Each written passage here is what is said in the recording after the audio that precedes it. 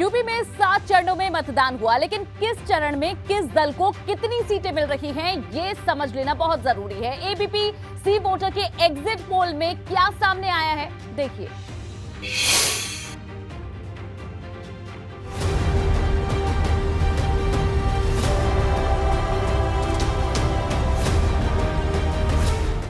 ,403 विधानसभा सीटों वाला उत्तर प्रदेश पश्चिम, अवध, पूर्वांचल और बुंदेलखंड में बटा है, जहां एक रीजन का सामाजिक ढांचा दूसरे रीजन से एकदम अलग है। लेकिन जब बात सरकार बनाने की आती है तो हर रीजन अपने आप में अहम हो जाता है। इस बार यूपी में 7 चरणों में मतदान हुआ, लेकिन किस चरण में किस दल को कितनी सीट मिल रही है, ये भी समझ लीजिए।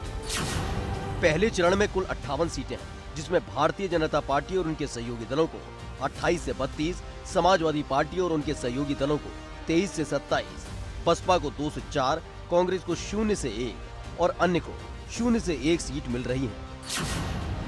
दूसरे चरण की बात करें तो दूसरे चरण में कुल 55 सीटें हैं, जिसमें भाजपा और उनके सहयोगी दलों को 23 से 27, समाजवादी पार्टी और उनके सहयोगी दलों को 26 से 30, बसपा को 1 से 3, कांग्रेस को 0 से 1 और अन्य को 0 से 1 सीट मिल रही है। मतलब दूसरे चरण में सपा भाजपा से आगे है। जबकि तीसरे चरण में कुल 59 सीटें हैं, जिसमें भाजपा और उनके सहयोगी दलों को 38 से 42 सीटें, सपा गठबंधन को 16 से 20 सीटें, बसपा को 0 से 2, कांग्रेस को 0 से 1 और अन्य को 0 से 1 सीट मिल रही है। यानी तीसरे चरण में भाजपा सपा से कहीं आगे है।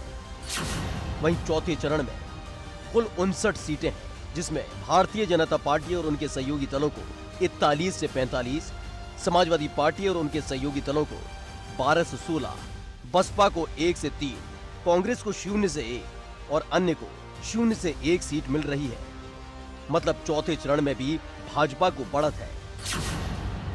जबकि पांचवें चरण में कुल 61 सीटें हैं, जिसमें भाजपा और उनके सहयोगी दलों को 39 से 43, समाजवादी पार्टी और उनके सहयोगी दलों को 14 से 18, बसपा को 0 से 1, कांग्रेस को 1 से 3 और अन्य को 1 से 3 सीटें मिल रही हैं।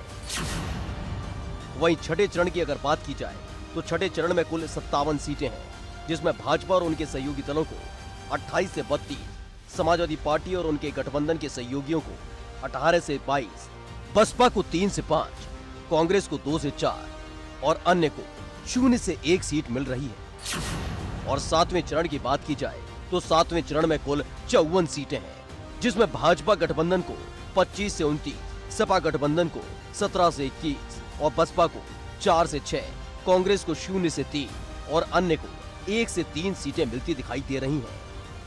मतलब दूसरे चरण को छोड़कर बाकी सब चरणों में भाजपा को बढ़त है, और ये बढ़त का ही असर है कि सूबे में एक बार फिर से भाजपा की सरकार बनती नजर आ रही है। Bureau report, ABP Ganga.